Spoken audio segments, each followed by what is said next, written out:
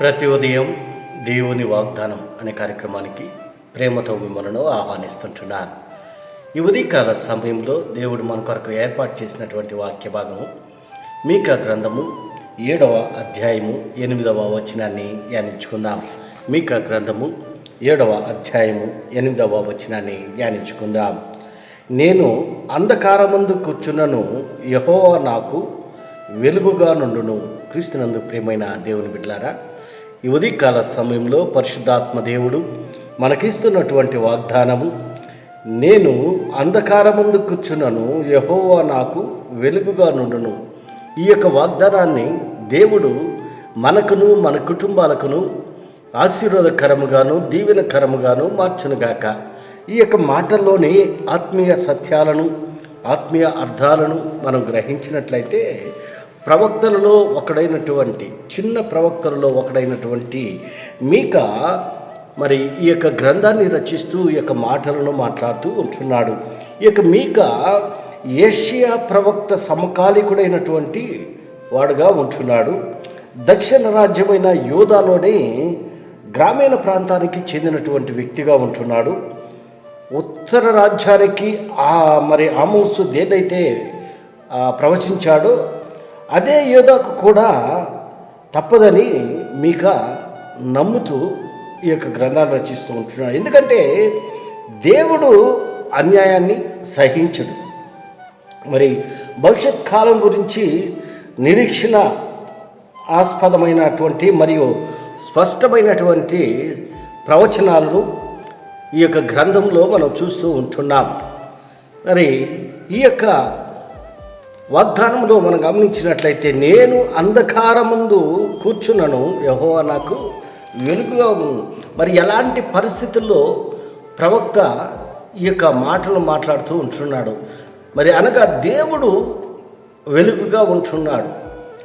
అంధకారంలో ఉంటున్నప్పుడు, గాఢాంధకారములో నేను సంచరించినను, ఏ అపాయమునకు భయపడను, నీ దుడ్డు కరయు నీ దండమును నన్ను ఆదరించిన కీర్తనకారుడు అంటూ ఉంటున్నాడు.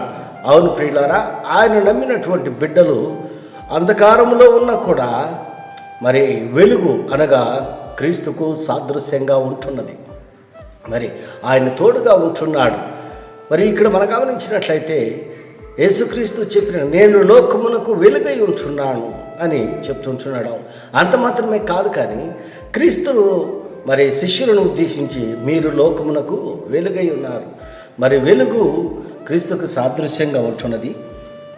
మరి ఆయన నమ్మినటువంటి బిడ్డలకు ఆయన తోడుగా ఉంటున్నాడు. ఆయన వెలుగుగా ఉంటున్నాడు. అందుకే అంటున్నాడు, నేను అంధకారం ముందు కూర్చున్నాను. అంధకారం కష్టాలకు సాదృశ్యం, చీకటి మరి బాధలకు సాదృశ్యం. ఎంత సమస్యలు, ఇన్ని బాధలు ఎన్ని ఉన్నను కూడా ఆయన వెలుగుగా మరి తన ఆశ్చర్యకరమైనటువంటి వెలుగులోనికి మనల్ని నడిపించేదానికి ఆయన సంసిద్ధంగా ఉంటున్నాడు. క్రీస్తునందు ప్రియమైన దేవుని బిడ్డలారా, ఈ ఉదయకాల సమయంలో చీకటిలో ఉంటున్నావా? అంధకారంలో జీవిస్తూ ఉంటున్నావా? అయితే దేవుడు నీ పక్షాన ఉంటున్నాడు, నీకు తోడుగా ఉంటున్నాడు. ఆయన ఎల్లప్పుడూ నీతో ఉంటున్నాడు. ఆయన యందు నిరీక్షణ ఉంచి, ఆయన యందు విశ్వాసం ఉంచినట్లయితే ఆయన వెలుగు నీ పైన మరి ప్రకాశింపజేస్తూ ఉంటున్నాడు. ఎలాంటి అంధకారమైన కూడా వెలుగును చూసి మరి దూరంగా వెళ్ళిపోతూ ఉంటున్నది. అందుకే మరి ప్రవక్తలు అనేక విషయాలను ప్రవచిస్తూ ఉంటున్నాడు.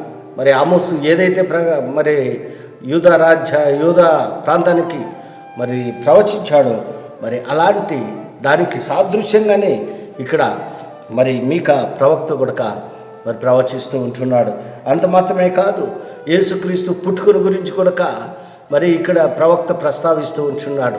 ఆయన జన్మ విధానాన్ని ఎక్కడ పుడతాడు, ఏ ప్రాంతంలో పుడతాడు అనేటువంటి సత్యాలను కూడా మరి ప్రవచిస్తూ ఉంటున్నాడు. ఆయన మరి వెలుగుగా ఉంటున్నాడు. నువ్వు అంధకారంలో ఉంటున్నావా? అయితే వెలుగును నువ్వు ఆహ్వానించు, వెలుగును నువ్వు ప్రేమించు, వెలుగును నువ్వు మరి నీకు తోడుగా ఉంటున్నది. మరి ఎలాంటి పరిస్థితుల్లో ఉన్నా, ఎలాంటి స్థితిలో ఉన్నా, చీకటిలో ఉన్నా మరి ఆయన నీకు వెలుగును దయచేస్తాడని ఈ కొద్ది మాటల ద్వారా నేను హెచ్చరిక చేస్తూ ఉంటున్నాను. దేవుడి యొక్క మాటలను మరెక్కువగా మీకును మీ కుటుంబాలకును ఆశీర్వాదకరంగాను దీవెనకరంగాను మార్చిన కాక. ఆమేన్.